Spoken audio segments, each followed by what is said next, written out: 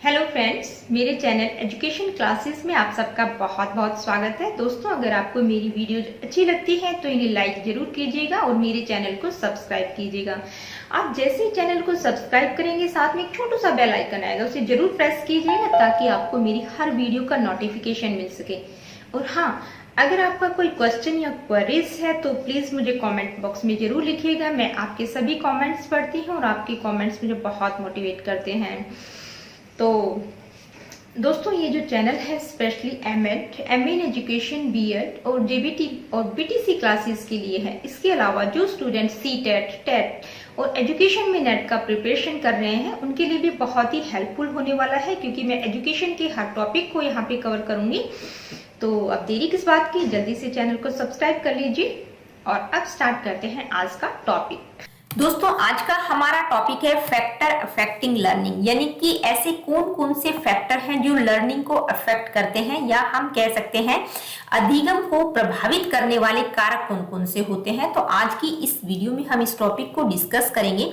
लेकिन इस टॉपिक को स्टार्ट करने से पहले मैं आप लोगों को बताना चाहूंगी कि एजुकेशनल साइकोलॉजी में लर्निंग का जो टॉपिक हमने स्टार्ट किया है, उसमें पहली वीडियो जो मैंने बनाई थी वो थी meaning, definitions and characteristics of learning.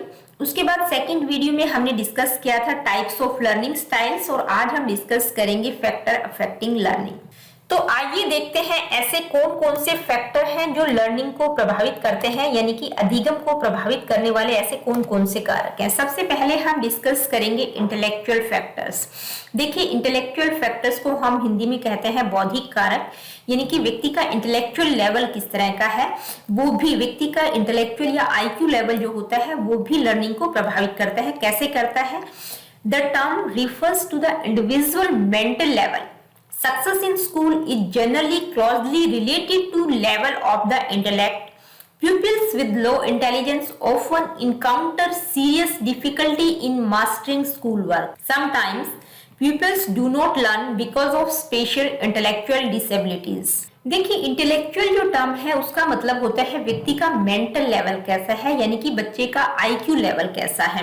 जिस बच्चे का आईक्यू लेवल अच्छा होगा वो स्कूल में अच्छे से सक्सेस करेगा, यानी कि हर चीज को सीख पाएगा। उसका अगर बौद्धिक स्तर बहुत अच्छा है। अगर किसी बच्चे का इंटेलिजेंस लेवल कम है, आईक्यू लेवल उसका कम है, तो उसको जो स्कूल के काम होते हैं, जो भी स्कूल से रिलेटेड वर्क होता है, उसको करने में उसको काफी प्रॉब्लम होती है। और कई बार कुछ बच्चों को कुछ इंटेलेक्चुअल डिसेबिलिटीज होती हैं, स्पेशल इंटेलेक्चुअल डिसेबिलिटीज, यानी कि मानसिक मंदिता की कुछ शिकायतें हो सकती हैं, या मेंटली रिटार्डेड है, या कुछ मेंटली प्रॉब्लम है, कुछ किसी प्रकार की डिसेबिलिटीज है, इंटेलेक्चुअल डिसेबिलिटीज है, तो भी बच्चे को सीखने में प्रॉब्लम हो सकती है। तो कहने का मतलब है कि इंटेलेक्चुअल जो फैक्टर्स होते हैं, बौद्धिक कारक जो होते हैं, वो बच्चे की लर्निंग को अफेक्ट करते हैं। अब हम देखेंगे लर्निंग फैक्टर्स। देखिए, लर्निंग फैक्टर्स किस तरह से बच्चे की लर्निंग प्रोसेस को प्रभावित करते हैं। तो लर्निंग फैक्टर्स में ये देखा जाता है कि जो कुछ बच्चे को सिखाया जा रहा है वो बच्चा उनमें मास्टरी हासिल कर भी रहा है कि नहीं, यानी कि बच्चा अच्छे से सीख भी रहा है कि नहीं। कहीं ऐसा तो नहीं है कि फॉल्टी मेथड्स का यूज किया जा रहा है, एक्सपेरिमेंटल बैकग्राउंड में नैरोनेस है, व्यापक तौर पर बच्चे को नहीं सिखाया जा रहा है। तो ये सारी चीजें बच्चे के लर्निंग प्रोसेस को प्रभावित करती हैं। तो स्कूल को टाइम टू टाइम जो है चेक करते रहना चाहिए कि बच्चे को जो कुछ सिखाया जा रहा है वो जो है बच्चा उस चीज में मास्टरी हासिल कर रहा है कि नहीं, उसको जो है वो अच्छे से सीख पा रहा है कि नहीं। ये सारी चीजें टाइम टू टाइम स्कूल को चेक करती रहनी चाहिए। अगर स्कूल ध्यान नहीं देता है तो बच्चे के अंदर बहुत सारी डेफिशिएंसीज आ जाएंगी और उसको जो है आगे प्रोग्रेस करने में भी वो सारी डेफिशिएंसीज इंटरफेयर करेंगी। अब हम देखेंगे फिजिकल फैक्टर्स किस तरह से बच्चे की लर्निंग को प्रभावित करते हैं। तो फिजिकल फैक्टर्स में क्या क्या इंक्लूड होता है? बच्चे की हेल्थ, उसका फिजिकल डेवलपमेंट, न्यूट्रिशंस, विजुअल और फिजिकल डिफेक्ट्स, या किसी प्रकार की कोई ग्लैंड वगैरह में एब्नॉर्मलिटी या असामान्यता तो नहीं है। तो ये सारे फैक्टर्स जो है फिजिकल फैक्टर्स के अंतर्गत आते हैं। और अगर बच्चे को इल हेल्थ, यानी कि उसको स्वास्थ्य से रिलेटेड कोई प्रॉब्लम है, तो उससे उसका फिजिकल और मोटर डेवलपमेंट तो प्रभावित होता ही है। और बच्चे को अगर मेल न्यूट्रिशन यानी कि कुपोषण की प्रॉब्लम है, तो न केवल उससे उसका फिजिकल ग्रोथ प्रभावित होता है, बच्चे की लर्निंग भी प्रभावित होती है। क्योंकि अगर बच्चे को किसी भी प्रकार का कोई फिजिकल इश्यू है या हेल्थ से रिलेटेड कोई इश्यू है तो प्रॉपर तरीके से अधिगम नहीं कर पाता। कोई भी बच्चा, कोई भी व्यक्ति, अगर किसी को कोई फिजिकली प्रॉब्लम है तो सीखने में भी उसको दिक्कतें आती हैं। Now we will discuss how mental factors affect the learning, यानी कि मेंटल फैक्टर्स किस तरह से बच्चे की लर्निंग प्रोसेस को प्रभावित करते हैं। तो मेंटल फैक्टर्स की अगर मैं बात करूं तो इसमें व्यक्ति का एटीट्यूड आता है। एटीट्यूड का मतलब होता है the way that you think, feel और बिहेव, यानी कि किस तरह से आप सोच रहे हैं, किस तरह का व्यवहार कर रहे हैं, आपका थिंकिंग प्रोसेस क्या है। ये दो एलिमेंट से मिलकर बनता है ऑर्गेनिक और काइनेस्थेटिक। तो काइनेस्थेटिक का मतलब होता है आप किस तरह से मूवमेंट कर रहे हैं, किस तरह के लर्नर हैं, किस तरह से आप सीख रहे हैं।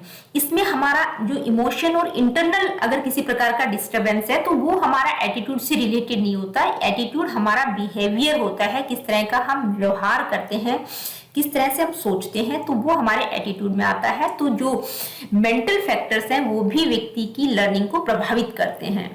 तो इमोशनल फैक्टर्स में बच्चे के पर्सनल फैक्टर्स जैसे कि उसकी इंस्टिंक्ट्स और इमोशंस आते हैं, यानी कि वह किस तरह से दूसरों के साथ रहता है। बहुत जल्दी किसी छोटी छोटी बात पे उसको गुस्सा तो नहीं आता है, या शांत स्वभाव का है, दूसरों से घृणा तो नहीं करता है। तो ये सारे जो है इमोशनल फैक्टर्स के अंतर्गत आते हैं।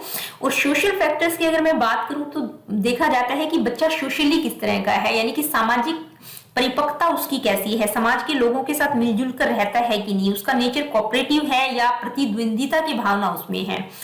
तो इमोशनल और सोशल फैक्टर्स बच्चे की लर्निंग को डायरेक्टली प्रभावित करते हैं, क्योंकि इमोशनली अगर बच्चा स्ट्रॉन्ग नहीं है तो बात बात पर वो किसी से गुस्सा हो जाएगा, अपने साथियों के साथ लड़ाई झगड़ा कर सकता है। और सोशल फैक्टर्स का डेवलपमेंट बच्चे में होना बहुत जरूरी है, नहीं तो दूसरों के साथ मिलजुल कर नहीं रहेगा, उसका नेचर कोऑपरेटिव नहीं होगा, दूसरों से प्रतिद्वंदिता की भावना रखेगा, ईर्ष्या द्वेष की भावना उसके अंदर पैदा हो सकती है। तो इमोशनल और सोशल फैक्टर्स भी बच्चे की लर्निंग को प्रभावित करते हैं। Now we will see how teacher's personality affect the learning process. देखिए टीचर का व्यक्तित्व किस तरह से जो है अधिगम को प्रभावित करता है। तो मैं आप लोगों को बता दूं कि टीचर का जो व्यक्तित्व होता है उसका बहुत ही महत्वपूर्ण रोल होता है बच्चे के फेलियर और सक्सेस में। किस तरह से, क्योंकि जो टीचर होता है वो किस तरह से इंटरेक्ट होता है, किस तरह से बच्चों से बातचीत करता है, किस तरह का उसका व्यवहार है, किस तरह से वो पढ़ाता है, तो ये सारी चीजें जो है बच्चा फॉलो करता है। कोई भी अच्छा टीचर होता है तो बच्चा जो है अपने टीचर को रोल मॉडल मान लेता है और उसी की तरह बनने की कोशिश करता है। तो जो टीचर की पर्सनैलिटी होती है वो बच्चे की लर्निंग पर बहुत ज्यादा इफेक्ट डालती है। Now we will see how environmental factors affect the learning, यानी कि environmental factors किस तरह से लर्निंग को प्रभावित करते हैं। तो environmental factors में फिजिकल कंडीशंस आती हैं, यानी कि बच्चे को जो भी भौतिक सुख सुविधाएं दी जा रही हैं वो उसको प्रॉपर तरीके से दी जा रही है कि नहीं, या उसके आसपास का वातावरण कैसा है, वो भी बच्चे की लर्निंग को प्रभावित करता है। तो उसमें उसका क्लासरूम, उसकी text books, equipment, school supplies और जो भी इंस्ट्रक्शनल मटेरियल उसको चाहिए वो उसको प्रॉपर तरीके से प्रोवाइड किया जा रहा है कि नहीं। तो ये सारी चीजें भी बच्चे की लर्निंग को प्रभावित करती हैं। तो फ्रेंड्स आज के लेक्चर में इतना ही। अगली वीडियो में एक नए लेक्चर के साथ आपसे फिर मुलाकात होगी। और जाने से पहले एक बार फिर आपसे रिक्वेस्ट करना चाहूंगी कि अगर आपको मेरी वीडियोज अच्छी लगती हैं तो प्लीज इन्हें लाइक कीजिएगा और मेरे चैनल को सब्सक्राइब